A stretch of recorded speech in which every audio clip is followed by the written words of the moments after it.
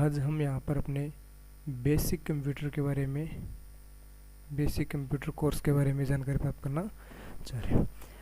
अगर किसी को बेसिक कंप्यूटर कोर्स के अंदर डिप्लोमा सर्टिफिकेट चाहिए तो आप हमें कांटेक्ट कर सकते हो हमारे इन्हीं नंबरों पर।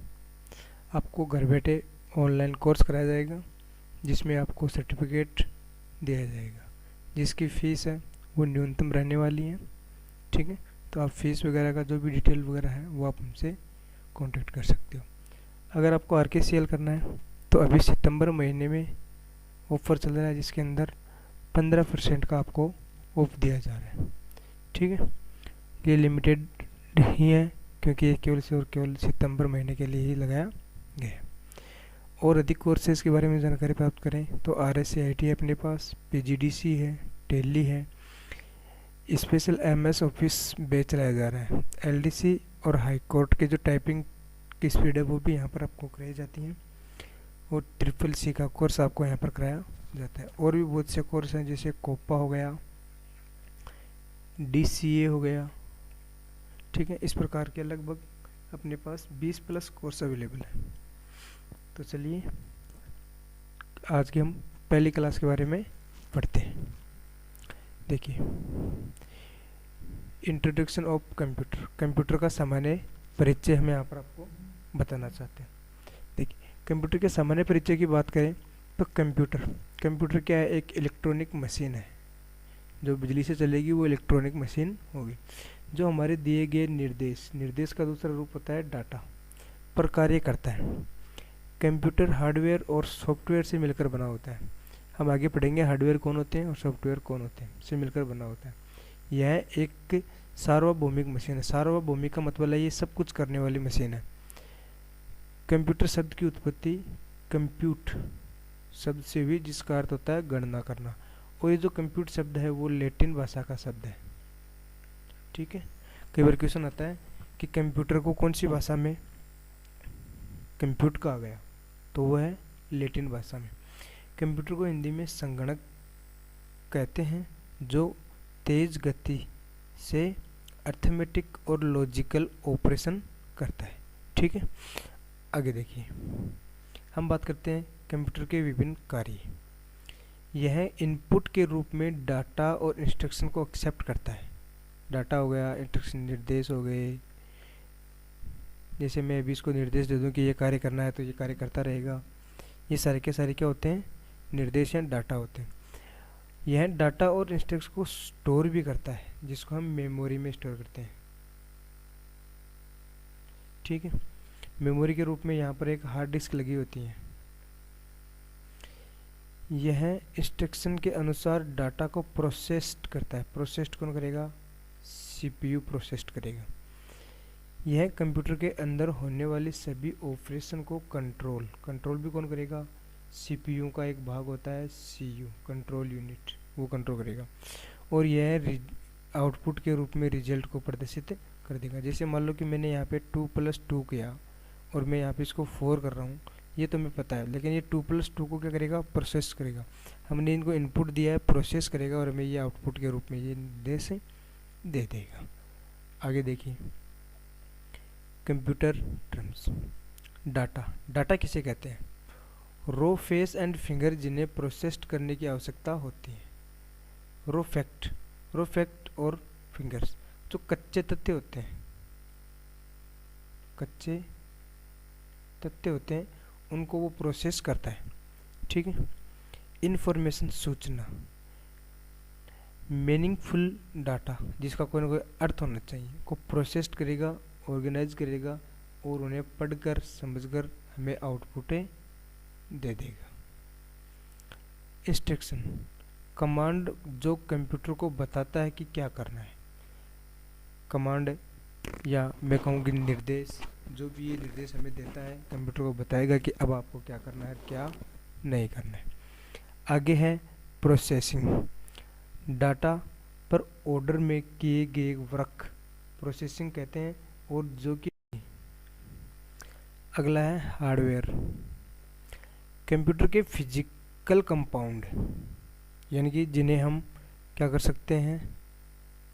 छू सकते हैं और देख सकते हैं, जिनको हम टच कर सकते हैं और देख सकते हैं, या टच एंड सी, वो दोनों के दोनों क्या कहलाते हैं, हार्डवेयर कहलाते हैं। जैसे कीबोर्ड हो गया, मॉनिटर हो गया, माउस हो गया, अपना सीपीयू बॉक्स हो गया, मदरबोर्ड हो गया,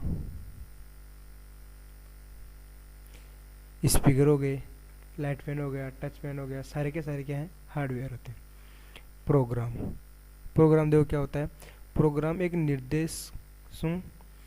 एक प्रकार का निर्देशों का समूह होता है, ठीक है, जो कंप्यूटर को सफिशिएंट और नॉन सफिशिएंट ऑर्डर देता है, जो से क्या करना है और क्या नहीं करना है।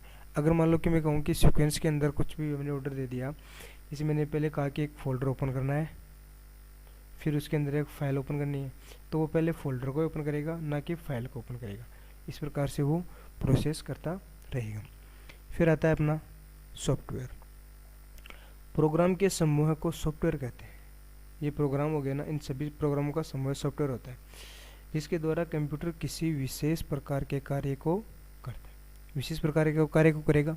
लेकिन देखिए, इसके अंदर हम एक और अटैचमेंट लेते हैं, तो करते हैं कि उनको देख सकते हैं, केवल और केवल क्या कर सकते हैं, देख सकते हैं। कंप्यूटर को कभी भी हम, सॉफ्टवेयर को कभी भी हम छू नहीं सकते, क्योंकि इसके अंदर जो फीड है, जैसे मैंने इसको पीपीटी में बनाया हुआ है, पीपीटी को मैं केवल देख सकता हूँ, छू नहीं सकता, तो वो क्या होगा, सॉफ्टवेयर होगा। ठीक है, आगे चलिए। फिर हम बात करते हैं कंप्यूटर के प्रमुख घटक। तो कंप्यूटर एक ढांचा बना होता है, वो किस प्रकार से कार्य करता है और किस प्रकार से कार्य नहीं करता है, उसमें क्या होता है और क्या नहीं होता। देखिए, सबसे पहले होता है CPU, central processing unit, CPU. फिर आता है मेमोरी यूनिट, फिर आता है इनपुट डिवाइस और आउटपुट डिवाइस। अपने पास सीपीयू में सबसे पहले हम सीपीयू में क्या करेंगे, इनपुट डिवाइस देंगे, इनपुट कुछ भी देंगे। इनपुट के बाद में वो क्या करेगा, मेमोरी यूनिट में आएगा, कंट्रोल यूनिट में आएगा, एएलयू में आएगा। इसके द्वारा वो एक्सेस करेगा, उनको प्रोसेस करेगा और बताएगा कि क्या रहना है, क्या नहीं करना है। फिर आगे देखिए, फिर अगर उसको सेव करना है तो वो सेकेंडरी मेमोरी में सेव कर देगा, सेकेंडरी मेमोरी से लेना है तो वो ले लेगा, अगर देना है तो दे देगा। फिर आपको आउटपुट, यानी कि वो में रिजल्ट डिक्लेयर करता है कि अब आपने ये जो प्रोसेस किया था उसका रिजल्ट ये रहा है और ये नहीं रहा है। ठीक है, आगे देखिए। अगला है अपने पास CPU, central processing unit. CPU का पूरा नाम है सेंट्रल प्रोसेसिंग यूनिट, और यह कंप्यूटर का दिमाग होता है। सीपीयू का काम निर्देश तथा प्रोग्रामों को एग्जीक्यूट करने का होता है, यानी कि जो भी निर्देश उसको दिया जाता है वो पूरे करना होता है, वो किसका होता है, सीपीयू का होता है। और सीपीयू में सामान्यतः दो पार्ट होते हैं, जो कि सीयू और एएलयू में होते हैं। एक और होता है अपना रजिस्टर, जो जनरल पर्पज रजिस्टर होता है, एमयू, जो सामान्य तौर पर किसी भी काम में ले सकते हैं। जैसे मान लो कि अगर कोई ऐसा निर्देश आ गया जो सीयू और एएलयू के अंडर नहीं आता है, या केवल रजिस्टर मेमोरी में ही रखना है, वो कंट्रोल करेगा सीपीयू। आगे देखिए, सीपीयू, इसका पूरा नाम सीयू, पहला है सीयू, सीयू का पूरा नाम आएगा कंट्रोल यूनिट। सीयू पूरे कंप्यूटर सिस्टम के सभी कार्यों को नियंत्रण करने का कार्य करता है।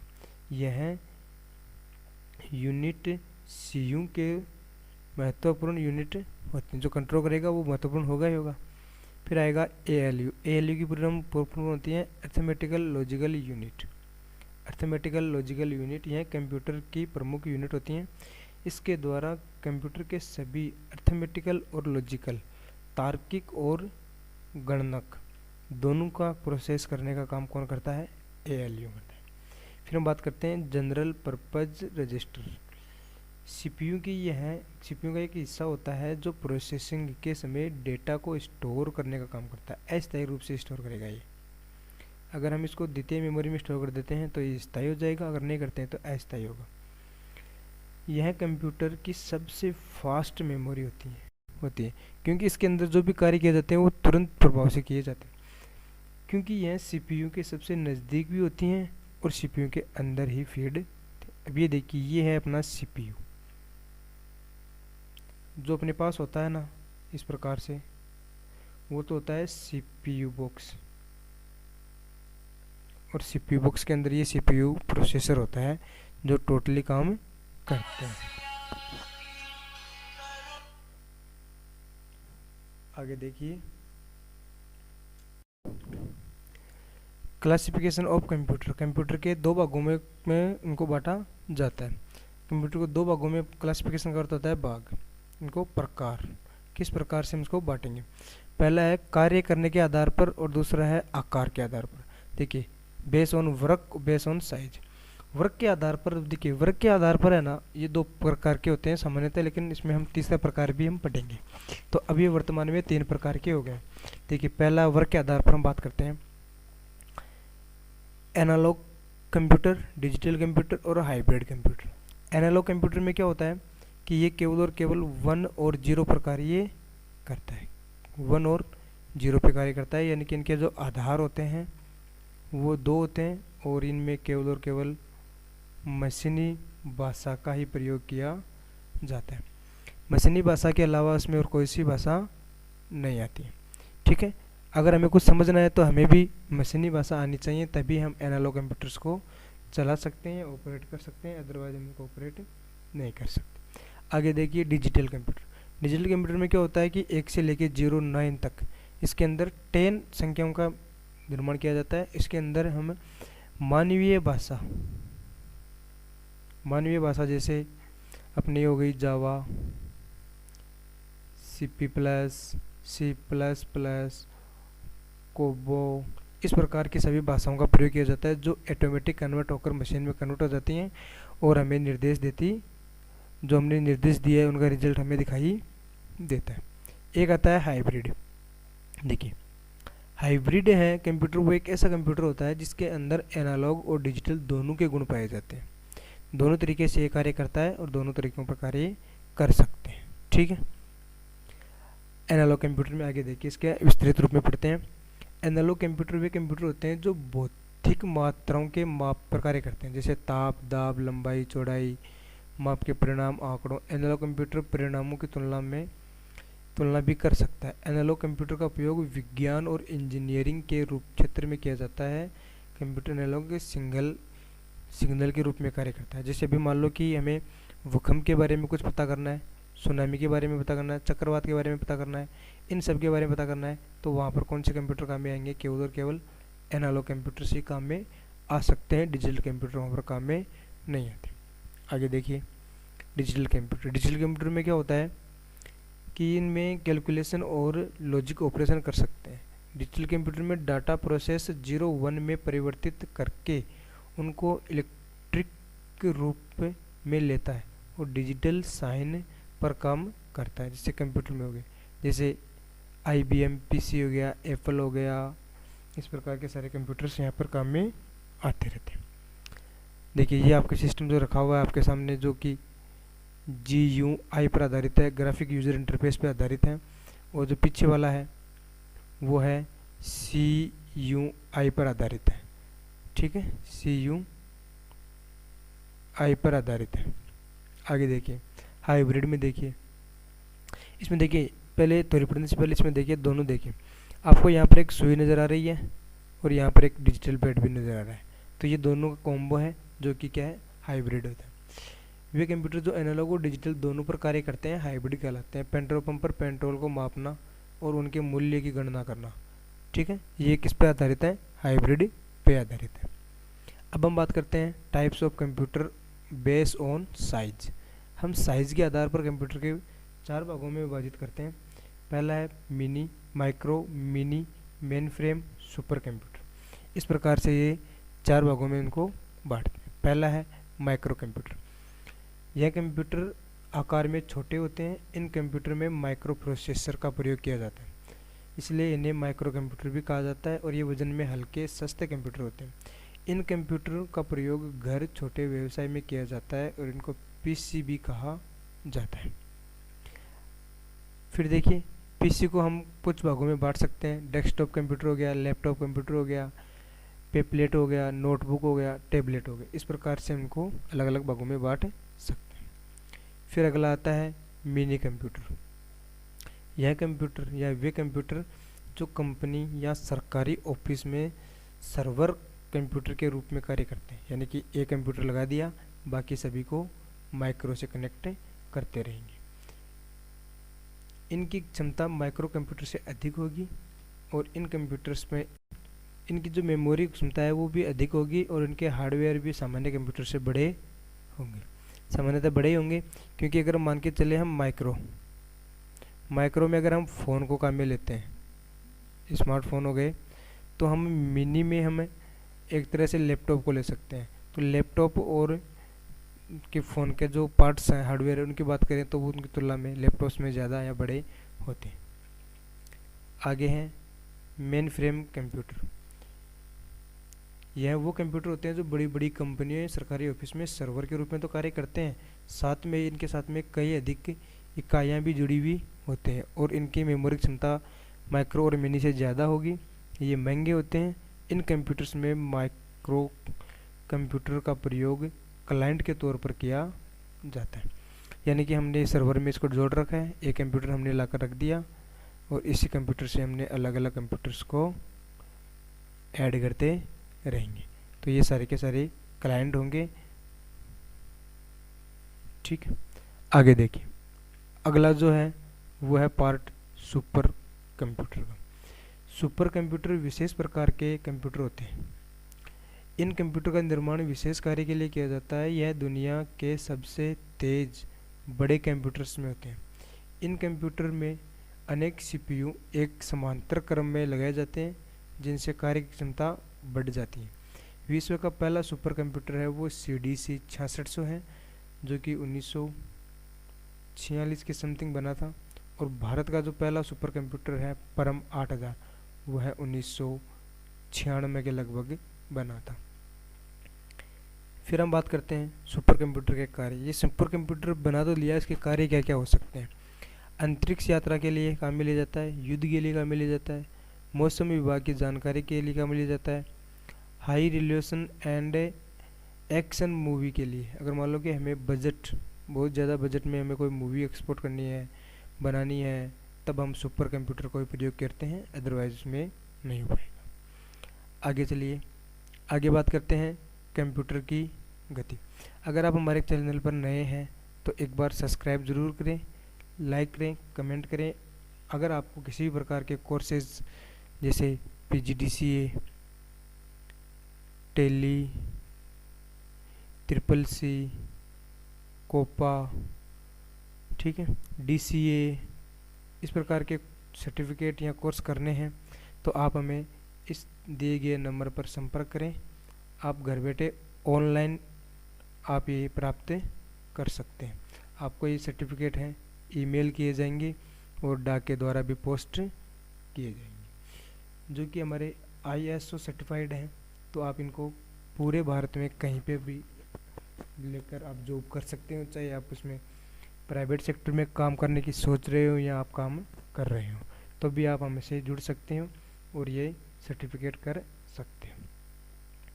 अब हम बात करते हैं कंप्यूटर की विशेषता। गति में सुपर फास्ट होगा, जिसकी गति हर्ट्ज, गीगाहर्ट्ज, मेगाहर्ट्ज में मापी जाती है। एक्यूरेसी, शुद्धता 100% शुद्धता रहती है, मिस्टेक्स नहीं होती हैं। फिर हम बात करते हैं मल्टीप्लिकेंट, सार्वभौमिक। इसके अंदर जो भी तथ्य होते हैं वो सार्वभौमिक के तौर पर ही कार्य करते हैं, जो कि एक विशेष युक्ति के द्वारा ही बनाए जाते हैं। आगे बात करते हैं मेमोरी। मेमोरी में इनकी मानव क्षमता से अधिक होगी। हालांकि इनके अंदर जो IQ लेवल है वो कंप्यूटर्स का 0% होता है, यानी कि कंप्यूटर में IQ लेवल बिल्कुल भी नहीं होता है। जब तक हम इसको निर्देश नहीं देंगे तब तक ये खुद मन से कार्य नहीं करते। फिर आगे करते हैं परिश्रमशीलता। ये कभी थकते नहीं है, दिन रात इनको काम कराते रहो, ये चलते रहेंगे और इनको आराम की भी ज़रूरत नहीं। हाँ, अगर पावर कट हो गया तब ये आराम करेंगे, अदरवाइज इनको आराम करने की आवश्यकता नहीं होती है। आगे देखिए, आगे है अपने पास ऑनेस्टी, ईमानदारी। अपने कार्य को ईमानदारी के साथ करता है, जबकि मानव अपने कार्य को ईमानदारी के साथ नहीं कर सकता। अगर हम बात करें कि मुझे मान लो कि 5 घंटे की कोई काम है, वो मुझे पूरा करना है, हो सकता है कि मैं इस 5 घंटे को मैं 5 घंटे में ही काम करूँ, या मैं 6 घंटे भी लगा सकता हूँ, लेकिन मैं उसको 4 घंटे में कम से कम करने की कोशिश करूँगा। लेकिन जो कंप्यूटर है उसको निर्देश दे देते हैं कि ये आपको काम करना है एक्यूरेट टाइम पे, तो हो सकता है कि ये पहले भी हो जाए या टाइम पे हो जाए। टाइम पे तो हो गए हो। फिर हम बात करते हैं यूजर फ्रेंडली। फिर इनकी हम बात करते हैं वीकनेस के बारे में। देखिए, वीकनेस, कमियां, कंप्यूटर की हमेशा कमियां तो होगी, मशीन है, मशीन की हमेशा कमियां होती हैं, यहाँ तक कि इंसानों की भी कमियां होती हैं, तो उनकी तो श्योर होते हैं। फिर पहला नंबर 1 है IQ। देखिए, कंप्यूटर के अंदर सोचने समझने की क्षमता नहीं होती है, बिल्कुल भी वो सोच समझ नहीं सकता, जबकि मानव के अंदर होती है। यही वजह है कि कंप्यूटर मानव का गुलाम है। फिर हम बात करते हैं नो फीलिंग। इनके अंदर कोई भी फीलिंग नहीं होती है, नई IQ होता है, नई फीलिंग होती है। ठीक है, आगे देखिए। तो आज का पार्ट तो पहला पार्ट है, वो हम यहीं पे फिनिश करते हैं। अगर आप हमारे चैनल पे नए हैं तो सब्सक्राइब करें, लाइक करें, कमेंट करें। जैसा मैंने आपको पिछले बताया था कि अगर आपको किसी प्रकार के सर्टिफिकेट जो ISO सर्टिफाइड हैं, आप उनको ऑनलाइन हमारी वेबसाइट पे चेक कर सकते हैं। यहाँ से हज़ारों ने हमारे साथ जुड़कर सर्टिफिकेट प्राप्त किए हैं, आप भी प्राप्त कर सकते हैं। अगर आपको सर्टिफिकेट की कोई भी जानकारी चाहिए तो आप हमारे इन्हीं नंबरों पर दिए गए नंबरों पर हमें कांटेक्ट करिए, हम आपकी पूरी सहायता करेंगे। ठीक है, जो जो डॉक्यूमेंट्स चाहिए वो हम आपको बताएंगे, आप हमें व्हाट्सअप करिए, हम आपको वो ऑनलाइन पोर्टल प्राप्त दे देंगे, जिसमें हम ID और पासवर्ड देंगे, जिसके द्वारा आप कोई सा भी कोर्स है वो घर बैठे कर सकते हैं। ठीक है, तो ठीक है दोस्तों, आज के लिए बस इतना ही। बने रहिए हमारे YouTube चैनल शिव शक्ति के साथ। तो चलिए दोस्तों, एक बार फिर से लाइक, शेयर और कमेंट करके ज़रूर बताइए कि हमारे जो वीडियो हैं या हमारे जो पढ़ाया गया है वो आपको कहाँ तक समझ में आया, कोई कमी है या आप हमसे कुछ पूछना चाहते हैं तो आप हमसे जुड़ सकते हैं। आप चाहे तो हमें पर्सनली व्हाट्सएप भी कर सकते हैं इसी नंबरों पर। ये व्हाट्सएप नंबर भी है, कॉलिंग नंबर भी है। ठीक है, इन नंबर पर आपको कोई रिस्पॉन्ड नहीं करना है क्योंकि ये नंबर भी अवेलेबल नहीं है। तो देखिए दोस्तों, बात करते हैं हम आगे। चलिए, आज के लिए बस इतना ही। धन्यवाद दोस्तों।